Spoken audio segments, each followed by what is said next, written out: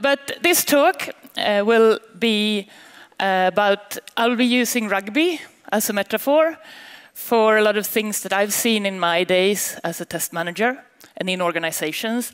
And it's not only agile, definitely not. But I'd say it shows up almost everywhere. And then I'll also have a case study from a company I worked with who actually went through a number of different ways of organizing and what actually happened in time and what we did to fix it. But as most of you don't know me, I actually start with a short introduction. Who am I? And I must add, one of the things I need to thrive is to have a relevant things to do outside work.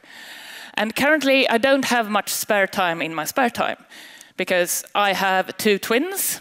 This picture is not really correct. My son is currently taller than me. But my son plays handball. There goes every weekend in the winter. My daughter plays rugby. There goes every weekend in the summer. And then I'm also really thriving in making young teenagers grow. So I'm a scout manager. And I'm also involved in the rugby union to develop and keep and actually get girls to start playing rugby. Gör ett försök actually means both make a try and score a try, which is how we make points in rugby. And of course, I also work. This is my consultancy firm. We are currently about 80. 40 of us are in Sweden and being normal consultants, senior consultants, and the other half is in Macedonia, where we have a development center. Well, enough about that. Another interesting thing is, of course, where am I coming from? I have been working most often in banks, quite often in big companies that don't really understand that they are IT companies nowadays. They understand that IT is supporting their business, but the fact that they actually do only IT hasn't really appeared to them. And they, of course, have a lot of legacy systems as well. And most of the projects I've been into has been looking a lot like this. I stole the picture. It's actually about getting things to the cloud. But to me, this is basically what I've been doing down there. It's often a big project where they're trying to replace an old system, and they bought a new system that's going to solve all their problems, because other people are using it, so it has to be good. And the main requirement is it has to work like before, but better. So that's where I'm coming from. The organizations in the projects have been anything from agile to not agile. So it's not, I've seen a lot of things, a lot of different organizations, often big organizations. But then, of course, the next big questions that you're asking, what on earth is the connection between rugby and testing? Of course, the analogy is clear. You can just see these pictures. It's so totally clear. It's just the same. Of course, it's not really the same as such, but I love both rugby and testing. I've been a player myself. I actually started late, so I played between 24 and 35 years old. It's also a teamwork. To be really good in testing and in organizations and to make them work, you actually have to work as a team. And another very important thing is, of course, that Scrum was invented by rugby. We do Scrums. And another important thing that we learn is that just playing the Scrum in a game will never win you the game unless the opposition is really, really bad. Because you have to use your whole team. And the also important thing in rugby is that you can't win with just one good player. You actually have to have all the team working together. There are some team sports where a good player can actually make much a bigger difference. And by the way, I'm now talking about 15-a-side and not 7-a-side rugby, because there you could make more of a difference. So, starting to look at you're in a single team organization, or you're just a single team. You're a team of friends, you start playing the ball, all of a sudden you decide to stop and stand in the ring and throw it around, then you decide to run with it, kick it, you change the ball, whatever. You can do whatever you wish, and you can easily and quickly change. This is, of course, the same if you actually have an organization or a team that develops something that's standalone, no one else cares about it, you're not going to interact with anything. Unfortunately, not most applications aren't like that at the moment, but it does happen.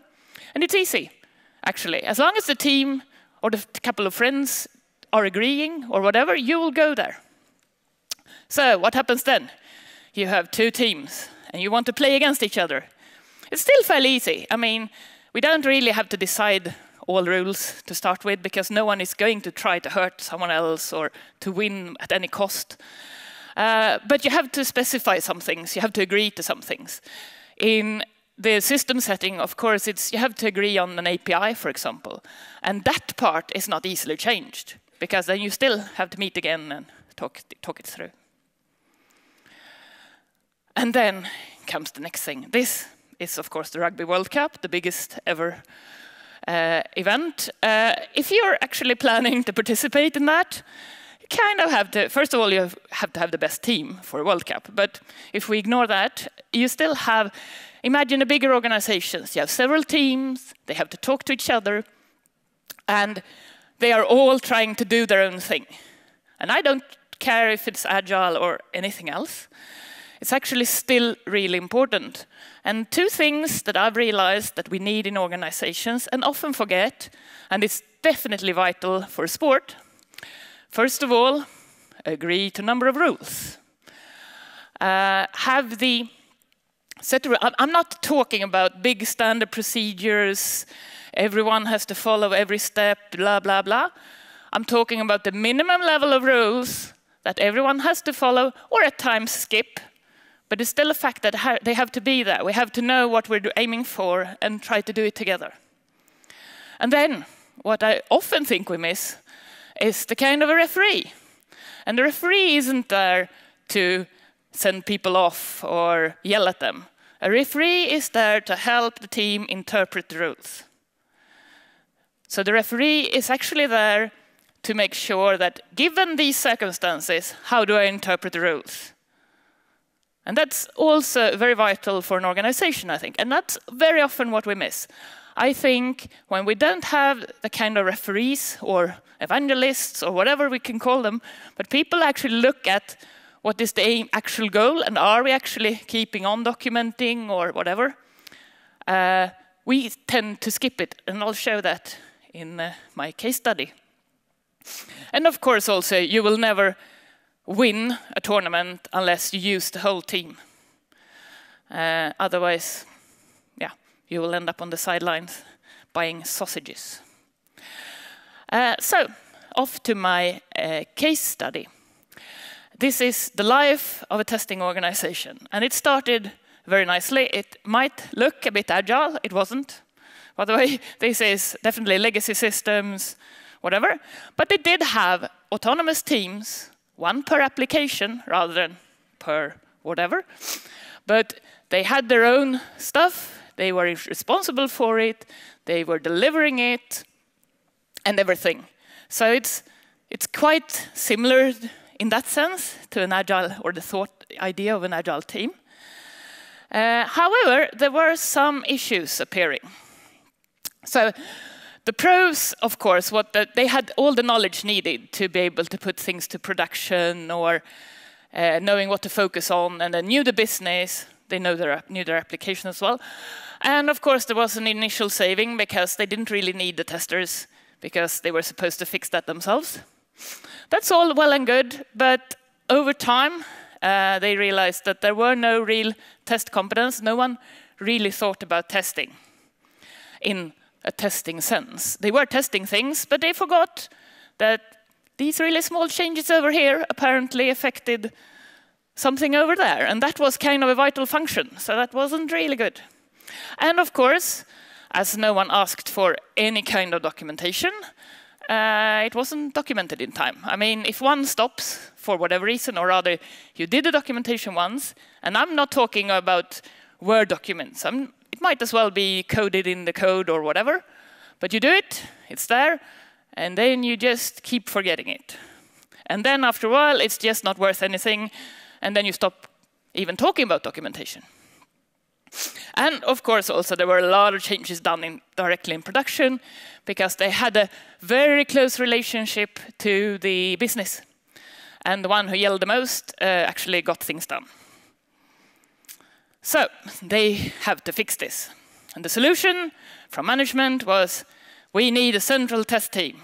And they can actually start making sure that we don't put things to production that shouldn't be there. So all these small teams that still existed had to deliver. However, this also had some interesting effects. Of course, this became a bottleneck. I mean, we can all realize that. But it's also a fact that after a while, the small teams stopped testing totally. They were just so happy to deliver new stuff. So they just did it and sent it on, because we have a testing team. And they can keep on testing it. I mean, it compiled yesterday. It works on my machine. So it was really getting bad. The really good thing about this, though, was that they actually started to document or script a number of manual and automated test cases. The manual scripted testing was good because, as no one had tested before, at least we could have like a checkbox of what regression testing we needed to be done, and you can have it as an education for new people.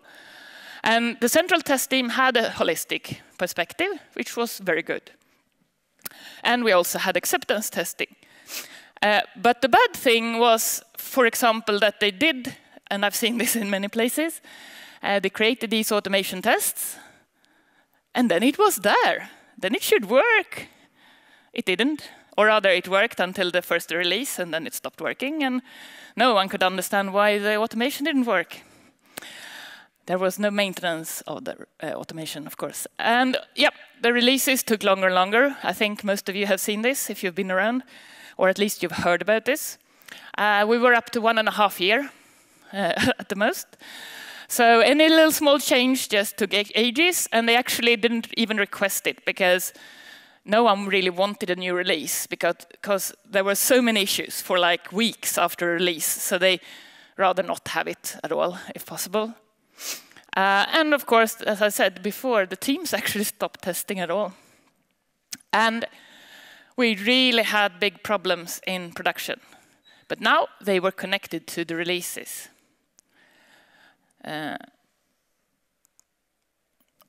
so what we did, accidentally actually, during this time they also started to work a bit more agile. They were more, I'd say they were still doing their teams, but at least some of the parts were doing more true agile. Others were more into having Scrum meetings in the morning.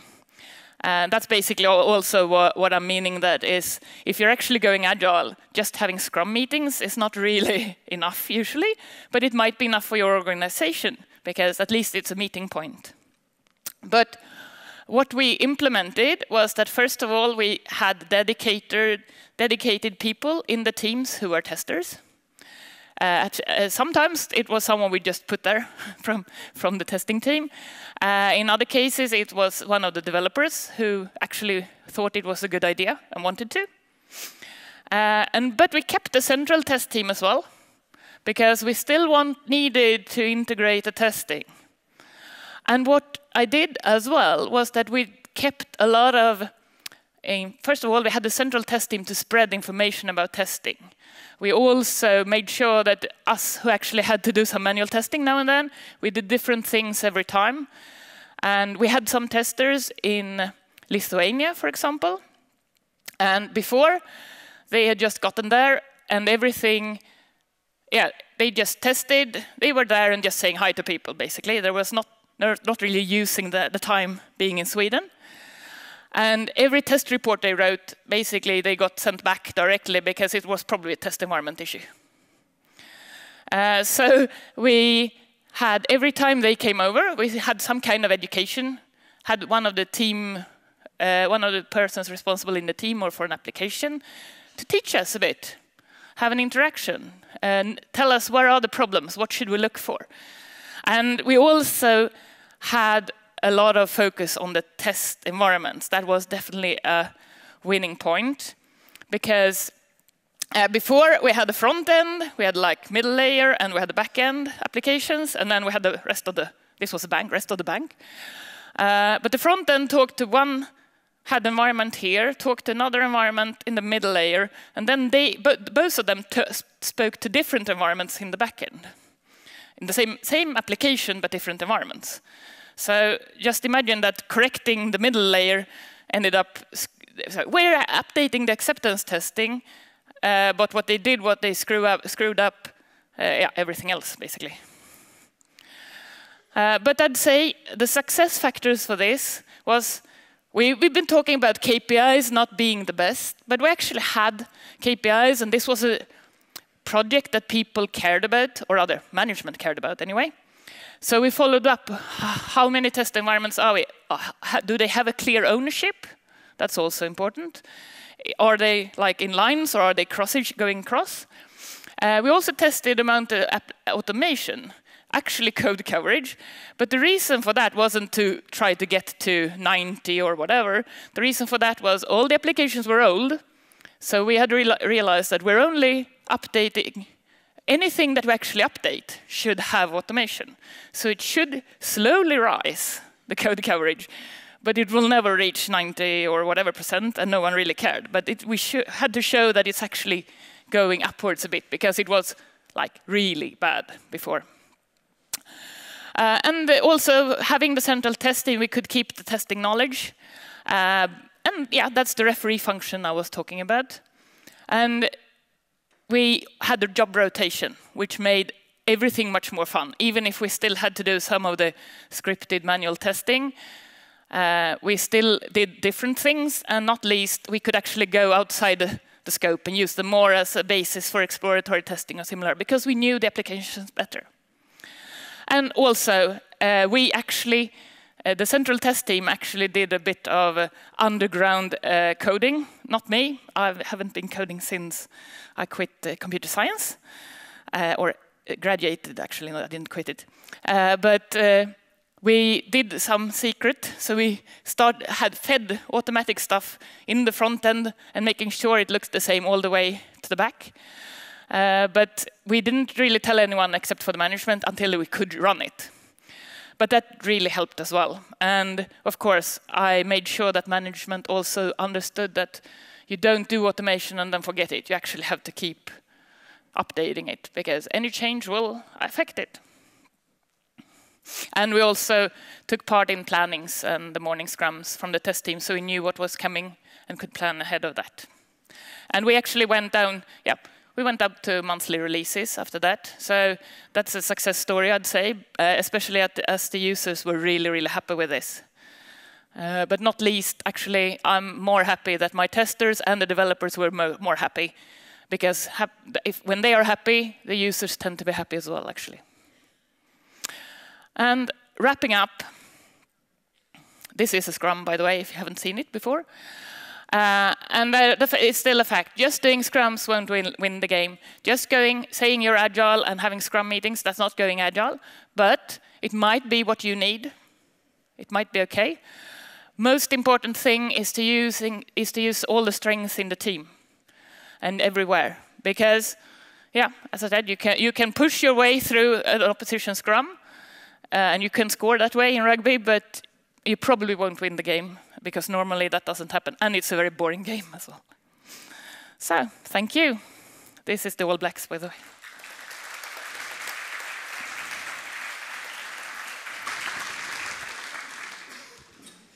Yep. All right, so let's check out the questions. We have only one now, but you can cast your other questions as well. So far, the first one, how many testers do you need for this type of structure? I'd say that depends a lot on the organization, of course, and how many teams you have. If you have job rotation, that needs more, of course. But if you only have a few, I'd say what you need to make sure, what I'm mostly advocating is that kind of referee function. And that could be just having, I think that a tribe of testers or something would work fine as well. So actually just making sure that you keep talking about tests, and you might have one that is like extra responsible for this. That is what I. Yeah, that is. Thank you very much. We have another question. So, what is your position in your rugby team? Currently, I'm a coach, of course, because I'm not playing anymore due to an injury. And I think hardly anyone would guess it, but I was a winger. They are usually this small and quick. I was this big and quick, but I was quite fairly hard to stop. All right, so then we have yet another one. Yeah. How to handle seniority hierarchy in such organization? Yeah, that's. I'm